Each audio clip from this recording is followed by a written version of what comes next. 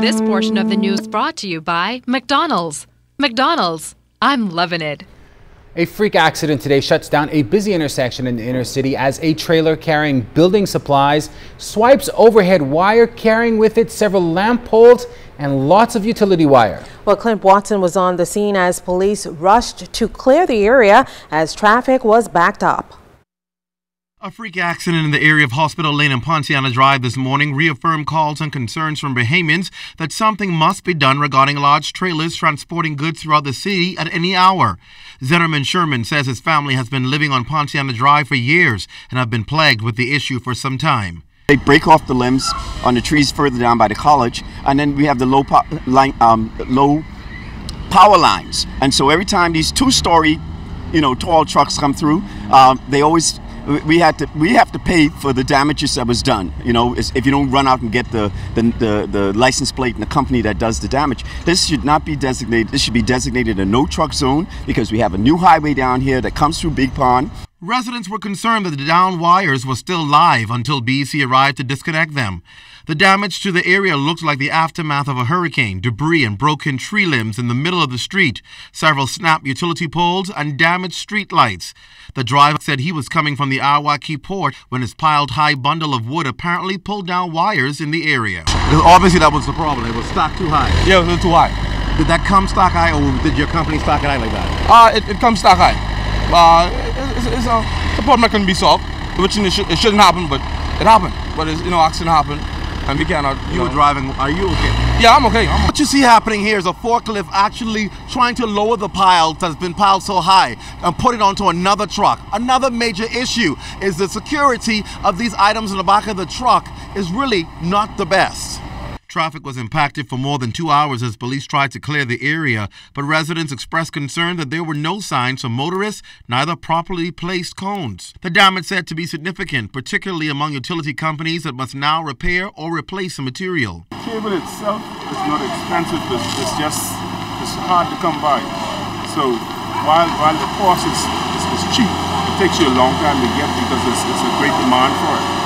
Now, believe it or not, there are laws in the books that govern this kind of concern. The reality, though, is enforcement. Are we enforcing it? And how many days do we see large tractors and trailers moving throughout with minimal strapping on their equipment?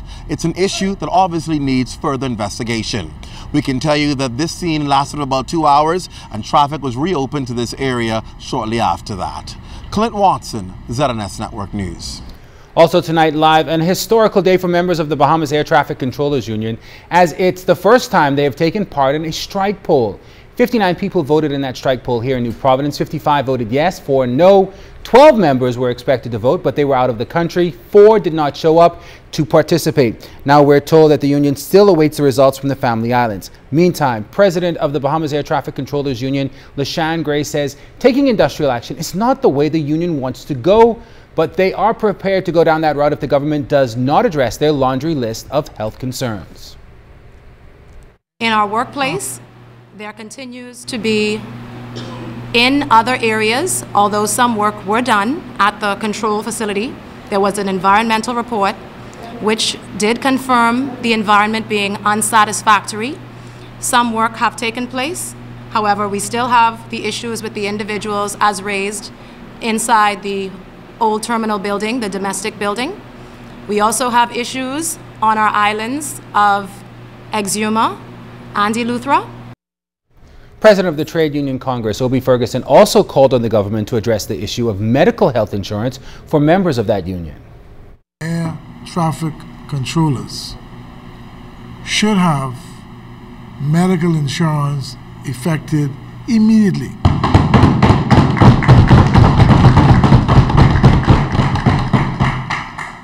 Now, I say that because everybody seems to be getting theirs. So why can't air traffic controllers? These people are responsible for ensuring when you take off that airport that you take off in certain conditions. Well, the Bahamas Public Services Union signing another agreement on behalf of its members. This time is for those workers at the Antiquities, Monuments and Museums Corporation. BPSU President John Pender says the $200,000 agreement was finalized last week and signed today. This is the very first industrial agreement between the company here and the Bahamas Public Services Union. Our members for some time have been certainly putting some pressure on the union to ensure that they have a industrial agreement, and we were just trying to come up with a systematic way of ensuring that all of our members enjoy the same similar type benefits, and that the governance of the various government agencies are somewhat the same. And so we're satisfied that we're able to get them the best we could at this time, and certainly that they'll be treated no less favorable than those of the other general public service and other members. Well, Chairman of the corporation, Courtney Strawn, says that he's happy that the agreement will encourage productivity. They had a big concern about hazardous pay, and that has been addressed. And certainly as relates to the minimum wage, the corporation has also complied with the government's salary, minimum wage salary. And so those persons who were not enjoying the full minimum wage as of July 1st, which should now move from $10,700 per annum to $11,500, they get to now enjoy that. And a number of other things, that benefits that certainly they were looking forward to. We believe is that it will encourage productivity within the corporation. All right, it's something that is so important today, and that's the key issue, that we can come together and recognize how important it is for our employees to be more productive in moving the corporation forward. Now, the signing of that historic agreement comes just 2 days before union members head to the polls. Pender, who is seeking another term as president, revealed some of the items on his wish list. We have some plans moving forward for the members once we get back into office, especially as relates to the manner in which the government doesn't have a pension trust fund for members. We want to develop some sort of pension trust fund, not necessarily with the physical cash being in there, but we believe it's important for our members to know what their values are, and sometimes it helps them with their, as a borrowing tool, as a collateral.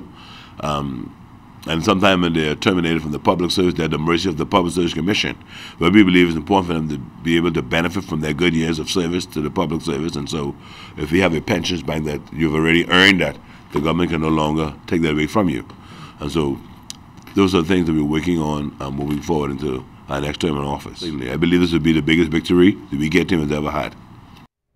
In other news, tonight, thousands of dogs have died from the canine distemper virus that is flourishing in the capital at epidemic levels. Jimmy Swain tonight tells us that officials from the Bahamas Humane Society said people are just not following the restrictions put in place in a bid to contain that virus. The canine distemper virus is reportedly at epidemic levels in the capital. The virus, which was first reported back in June, continues to claim the lives of unvaccinated dogs. Shelter manager at the Bahamas Humane Society, Percy Grant, says the problem is escalating for one reason alone. People are not paying attention to what we had asked them not to do, like, example, keeping their dogs confined to their yards. People are still walking dogs. And we are asking the public, please keep your dogs to your premises. Please do not walk your dogs. Your dogs cannot mix with other dogs during this particular time. It's a very, very serious virus.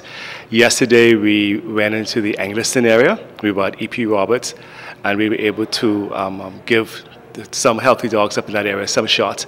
Grant said they've had to euthanize dogs who have contracted the virus.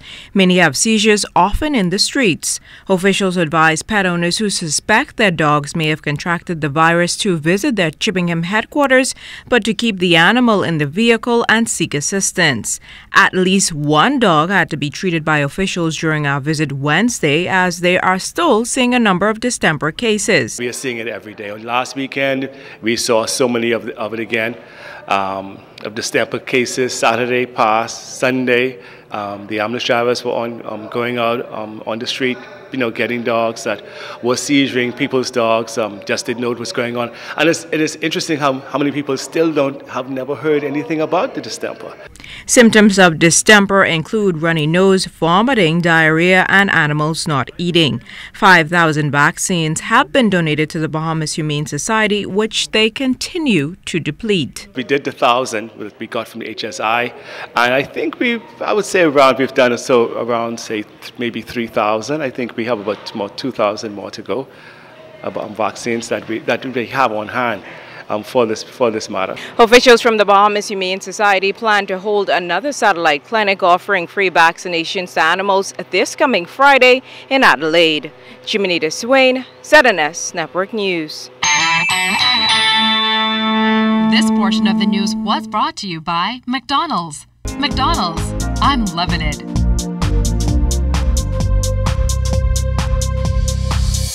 This is your Royal Fidelity Business News. I'm Siaska Adderley. A leading accountant says the key to the successful implementation of value-added tax will be compliance. Partner at PricewaterhouseCoopers firm Gowan Bowe says if there is failure in compliance, there will be a failure in fiscal reform. The government is looking to implement VAT at a rate of 7.5% next year. If they are ready, both from their systems, qualified people at the helm, because it's not just having one qualified person as a VAT controller. They're going to require a number of qualified persons. And if those persons are in place and can start the process and ensure compliance, then they'll be well ahead of the game. The other side is look to your, olive branches. The Chamber of Commerce has extended an olive branch to say, well, how can we assist in that? How do we make sure our members, are all going to be registered? How are we going to ensure and police that? In other business news, Bahama recently hosted 130 meeting planners for a networking reception, giving them an opportunity to learn about the exciting amenities being offered at the $3.5 billion luxury resort. These meeting planners represent potential buyers that can generate millions of dollars in business for the country through group sales and incentive travel. And in international news, things are going from bad to worse for Sony. The Japanese company expects to lose billions of dollars this year as its smartphone business bleeds. Sony said it estimates a staggering net loss of $2.1 billion for its fiscal year ending next March. The hit is entirely due to major losses in Sony's mobile communications segment, which is facing fierce competition in the mid-range market for smartphones. This has been your Royal Fidelity Business News. I'm Siaska Adderley.